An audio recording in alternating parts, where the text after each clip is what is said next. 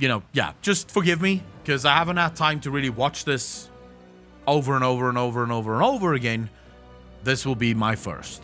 So I'll be watching it with everyone else who hopefully haven't watched it yet. This is, of course, the usurper condemned to the maw. Interlopers, you will not escape your fate! We are not the ones you need to fear, Kel'Thuzad.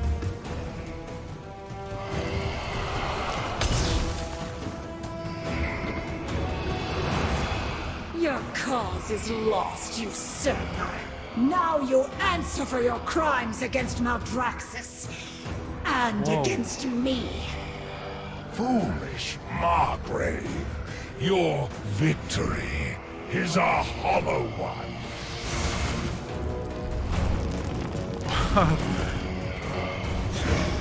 The medallion is ours. Let us return to Revendreth. What? We cannot simply leave. Not while Kel'Thuzad yet lives. I will have vengeance for Silvermoon. His fate is not yours to decide.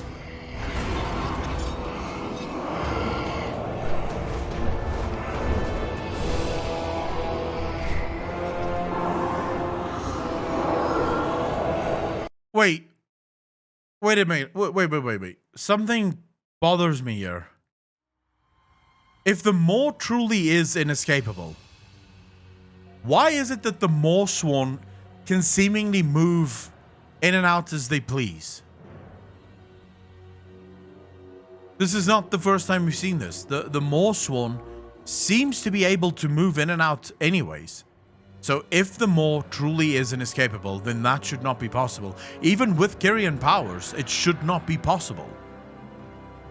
The maw is called inescapable by the Primus, and I believe the Jailer says the same thing. And yet, still, they do it.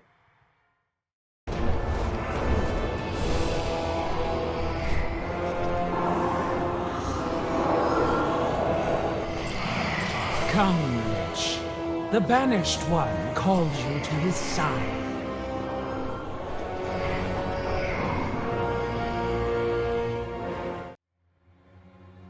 Wait. The Banished One calls you to his side. Well, it's difficult to see on his face because he doesn't actually have a face, but his body language sort of seems surprised that they take him.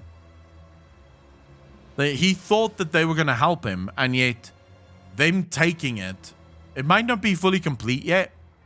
This is on the Wowhead site, so it's definitely not fan-made. It might be quite early, so it's probably not complete yet. They haven't polished it yet. They haven't sorted out everything yet, right? So that needs to be said as well. So there's a couple of very interesting things, by the way, when you look at liches. There's this one part of the campaign in Maldraxxus where you have to bind a lich, or at least convince a lich to help you sort of navigate the necropolis. You need a lich in order to fly an necropolis. And based on that storyline, the liches do not appear to be allied with anyone in Maldraxxus. In fact, they almost appear to be from their own realm. Because you summon the lich into Maldraxxus and then you fight the lich. And once you've defeated the lich gives in and says, fine, I'll help you. Right? But you have to sort of win their respect, otherwise they won't help you. So liches appear to be a very interesting race of creature as well. As little as we know about them, they really do appear to be most likely from some kind of true death realm. That might be their original home. Might be some kind of absolute death realm. But is it just me, or does he seem a little bit surprised by the maw sworn taking him?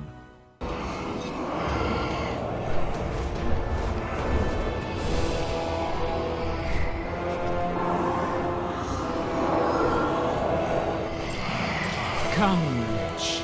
The Banished One calls you to his side.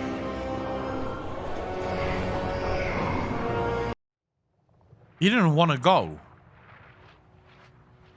why wouldn't he want to go? We know that he serves Zuval.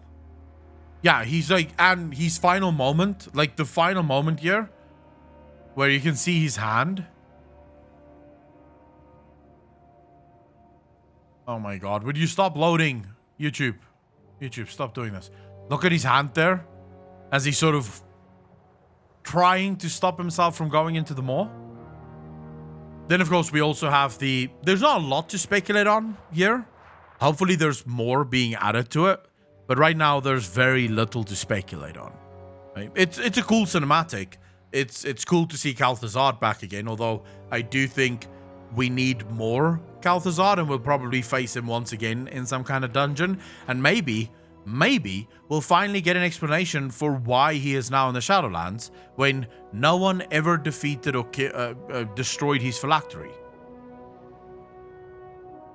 Well, he did usurp the Shadowlands, by the way. So he is the one that sort of started this war in the in Maldraxxus. So if you play through the Necrolord Covenant campaign, you learn that he's been the one that's sort of been making up the houses against one another. So pulling strings behind the scene to start this civil war, promising them, greater power if they side with Zuval, so to speak. So yeah, he is a usurper of some kind.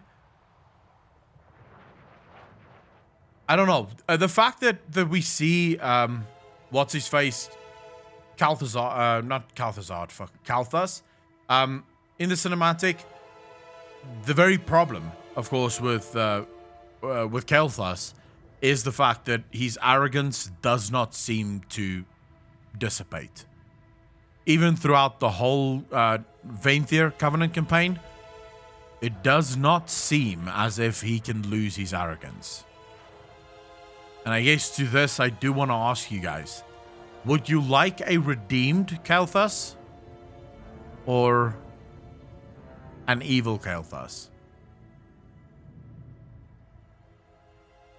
So I'll end my theory on this, and it doesn't have much to do with this video, because as I said, there's not much to speculate on here. I would have to give it a couple more views offline to see if there's anything being revealed that might be of value to speculation. But I will say this, and I think I said this on Twitch.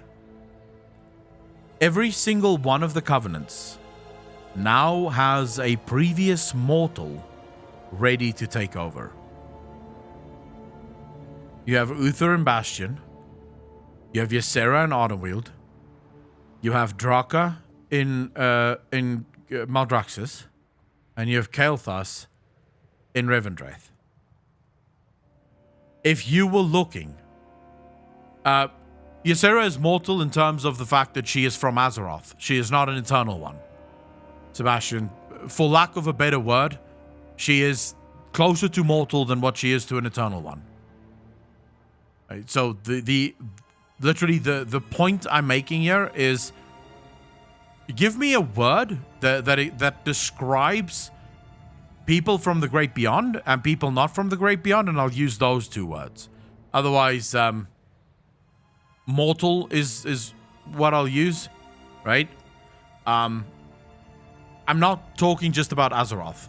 People in chat are saying Azeroth. I'm talking about people from the Great Beyond. Every single one of these realms, every single one of these covenants seems poised to be taken over by a former mortal, a former being of the Great Beyond. If you were looking to destroy the systems that held things in place, who better to take control of the Shadowlands than the very people who were once forced to serve them?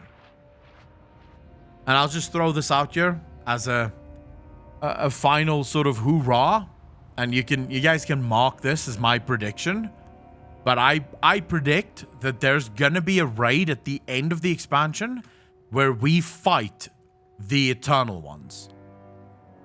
All of them.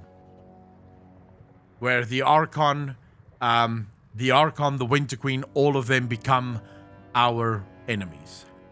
I mean, it would hold true, or at least hold fast with the spirit of this expansion. If you look at what Sylvanas wishes to do with the jailer and with Anduin's help, they wish to overthrow the gods. They wish to destroy the gods. I do think the jailer is going to be in that raid as well, and we're going to fight him too. Because it's going to turn out that the jailer is just as big of a fucknut as the rest of them. But right now, I trust none of them. And I do think after this, we need a raid where we kill the Titans too. Let's just kill all the gods.